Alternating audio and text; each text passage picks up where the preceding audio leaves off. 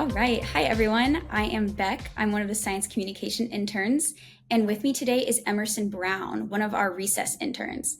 So they are a rising senior at Northwestern University, double majoring in physics and earth science.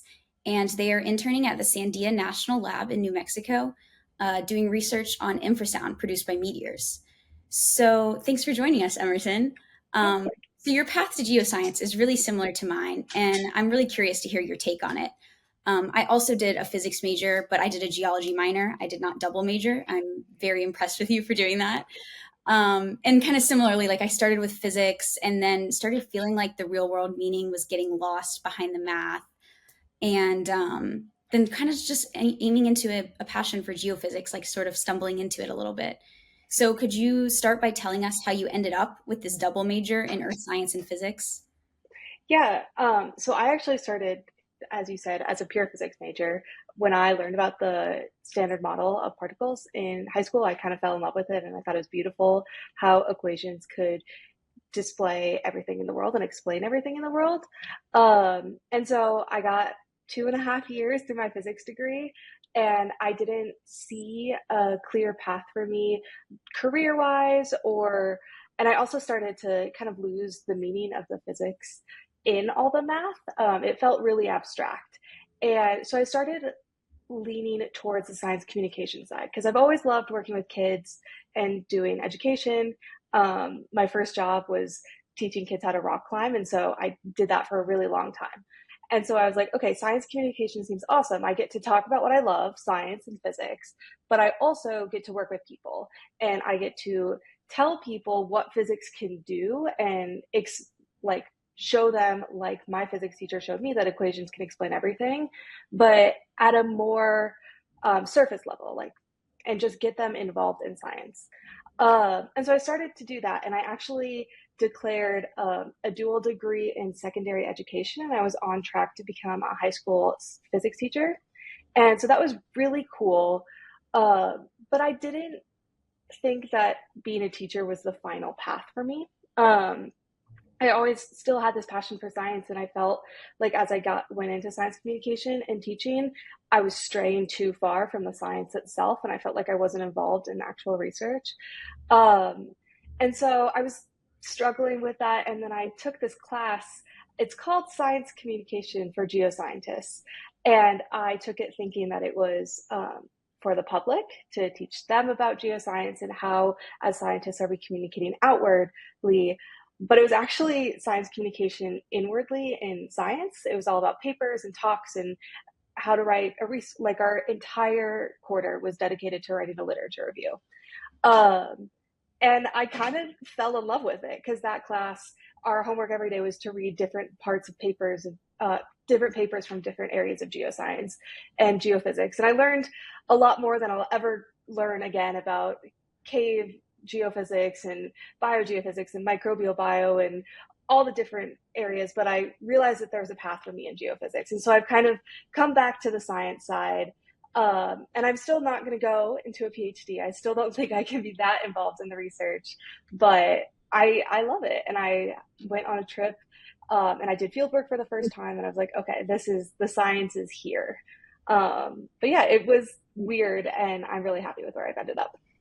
Yeah, that's really cool. I think finding this balance between performing hard science and then the other end member of the spectrum of like, communicating it and not getting to participate in science at all is like a really interesting gray area to try to navigate as a student because you have to make these decisions, especially in an undergrad. Like, you're trying to decide, oh, is it research? Is it teaching? Like, what is that? And it sounds like you stumbled into a really fortunate class that really Yeah. helped you out. Yeah, I think geophysics needs to be published to everyone because so many people major in biochem or physics, like the core sciences, and feel similarly to I did. Like they don't know where this research is going, and geophysics or geology and geoscience is kind of a perfect combination of all those things. It's applying all of those core sciences, and everyone I've found in it absolutely loves geoscience. I agree, dude. And like when I was in high school, I didn't even take a geology class. I didn't take a geology class until college. And so Yeah, it's funny that it's not treated the same way as like physics and bio and chem and those kind of things. Cause yeah, I had no idea geophysics was even an option. I was good at physics and I liked geology. And so I was like searching, like, how can I combine these skills? And it's like, then you stumble upon this field that's like, where has it been? I know, it's so cool. I'm happy we're both here. Me too. So you're starting your senior year of undergrad this fall. Yes. So how is your double major going? Do you like it? Would you recommend it to other people? Or if people could take the knowledge you have now approaching college, what would you do? Um, I think it's weird because I actually, it feels like I'm doing two majors completely separate. I finished my physics degree at the like midway through last year, and now I have crammed all of these classes to complete a double major in my last quarter of junior year and senior year. And I'm actually graduating a quarter early, so I really crammed a major into 3 quarters. And I think it was worth it, but I would not recommend doing it that way because it's felt like two very separate degrees. I think I really would have valued a school with a geophysics major class because I don't have that major isn't an option to me at my school. I would take it if I could. But I think going into geoscience from the physics background is a really smart way to do it because I feel like I have a really good understanding of the inner workings and the mechanics of what I'm working with. And I think for people that come into, wait, okay, I think I have a really good understanding of the mechanics that I'm working with. And it's easier for me to understand the geology side of geophysics than it is if I would have come from the geology side trying to learn the physics. Um, but I think it's just worth it to have both of those majors and have such a wide variety of interests. And I think, you know, electricity, magnetism, and quantum physics, like they're really cool and they're not for me, but I still value taking those core pure physics classes. Anything that's like so teeny tiny I can't see it, or so far away I can't imagine it, is really hard for me Oh, to be interested in. That's when yeah. the physics major started to lose me a little bit. I was like, okay, this is feeling not very like applicable to real life anymore. No, my first lab I was in, I was working on detecting dark matter. But like, how do you do that? It's invisible. And my best friend is still in that lab and he does great, but I can't understand any of it. So on top of your double major, you're also doing research, right? Hmm. How do you balance that schedule? That seems kind of insane.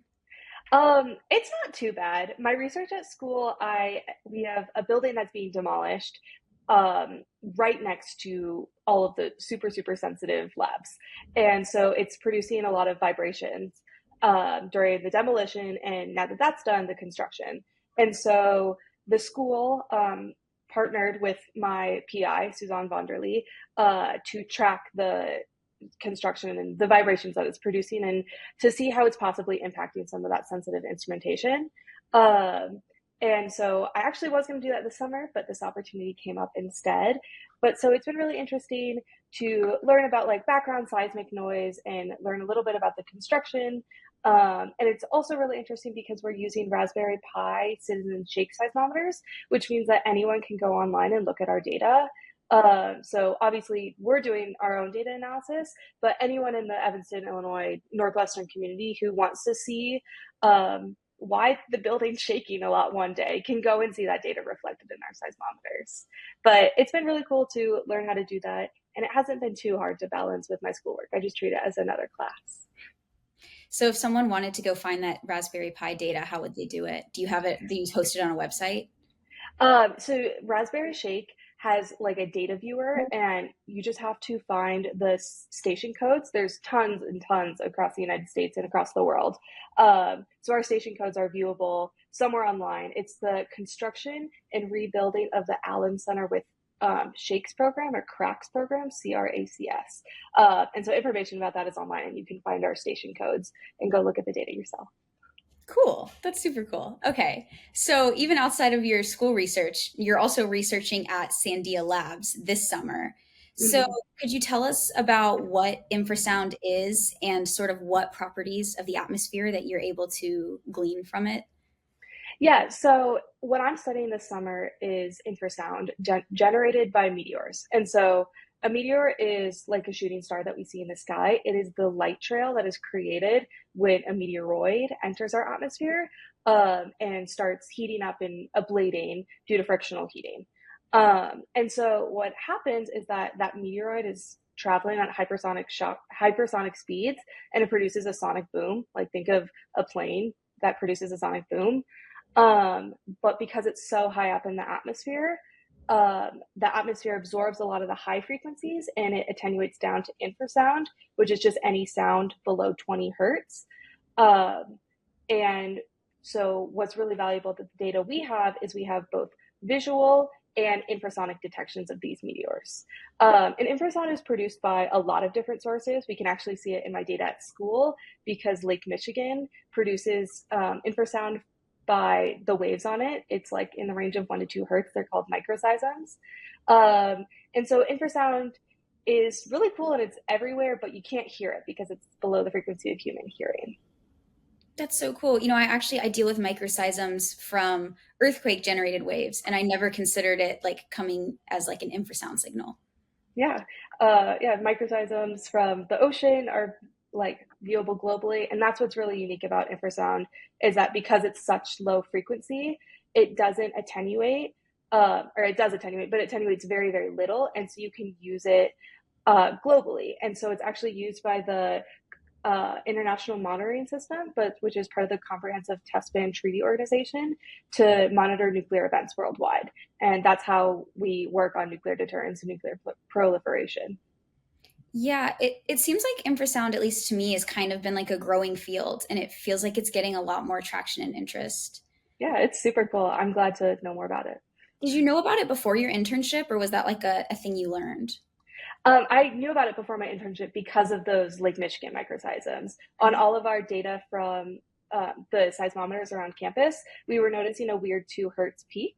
And so my research this summer was going to be analyzing that and figuring out that it is from Lake Michigan. And it's weird because 2 hertz is a little bit higher in frequency than most microseisms from the ocean, which are in the range of half a hertz to 1 hertz. And that's, you think, just because it's a lake instead of the ocean, so it's just a little higher in frequency? Lake and it's closer and there's less energy. Cool. That's super cool. Well, Yeah. that's so awesome. It sounds like your internship is going really well, and I hope you're wrapping it up and you're going to get to present some exciting stuff. Yeah. A little more about you outside of research, outside of school, out of that. What are some of your favorite, hobbies and activities to do? I've really liked being in New Mexico because of its access to the outdoors. I grew up in California and I hike, I ski, I climb. I mentioned I worked at a rock climbing gym for a really long time. I'm training for the Chicago Marathon. So that's been really interesting in the Albuquerque heat. It's 100 degrees out right now. But so I've been on camping trips every weekend, which has been lovely. And I don't have access to that in Chicago. But the other thing I do is I'm really involved in the Northwestern University marching band. So I was the drum major last year, which is the person that kind of waves their hands and conducts everyone. And this year I am the band staff manager, which means I am in charge of making sure the band functions. So I'm in charge of uniforms and instruments and music and communicating with our director and communicating with athletics. And so I'm super involved in that. I love it. And I play flute and tuba for that. So two instruments. Oh, Yes. But at school, that's a really, really big part of my life. And I love them. yeah. I mean, it sounds like it. Oh my gosh, you contribute a lot to that. Yeah. I was lucky to have you. Yeah. I'm excited. I go back in 2 weeks. What's weird about that is that the football season does not care that Northwestern is on the quarter system. So the first football game is 3 weeks before the first day of school. I have the exact same issue actually, because at UO, so at University of Oregon, they also do the quarter system, and we don't Mm-hmm. start until the very last week of September. So we have Yep, same. 3 football games before school even starts. It's the weirdest thing. It was definitely. Oregon's actually coming to Northwestern, and you get to play in our dinky little stadium because right now we have a stadium that only seats 12,000 people. So I'm sure your team's going to demolish us, and it's going to be great. I don't even know, but I'm sure it'll be fun. So Yeah. do you get to play with at the band at the football games? That's the Yeah, so we march at every home game, and we've gotten to go on a few away trips for bowl games. That's so cool. And it's so important to have, especially something musical, something separate from science. Use a different part of your brain, Yes. get outside. That's awesome. Yeah, I really appreciate it. And it's interesting, half of the band is engineers. We have very, very few people musician or like music majors in it. Wow. Is engineering a dominant major at Northwestern? We have a specific school of engineering, but I think it's only like a quarter of the school. Yeah, Engineers are just musical. All right. I guess. Well, cool. Well, thank you so much for this interview and for agreeing to it. This is super awesome. And thanks for watching, you guys. Keep up with some of Emerson's work through Sandia National Labs, and we'll catch you later. Thank you.